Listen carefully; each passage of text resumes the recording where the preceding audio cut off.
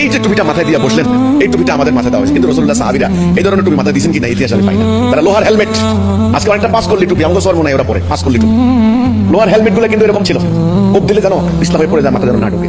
আজকে অনেক দুঃখের সাথে এই কথাটা আমাকে এখানে বলতে হচ্ছে। হিজবুত তাওহীদ নামে যে সংগঠনটা আমাদের বাংলাদেশে আসে, সেই সংগঠনের প্রতিষ্ঠাতা কোনো আলেম নয়, একজন বিড়িখুর হিজবুত তাওহীদ নামে সেই সংগঠনটাকে উদ্বোধন করেছে, তৈরি করেছে। তিনি ইন্তেকাল করেছে।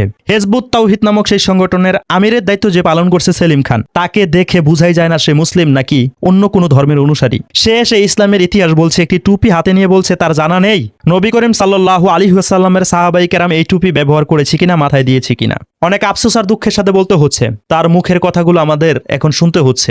অনেকেই গ্রহণ করছে। আমরা ওই সমস্ত সংগঠনকে কখনো ইসলামিক সংগঠন ভাবি না যে সংগঠনের প্রতিষ্ঠাতা কোনো আলেম নয়, একজন বিড়িখোর।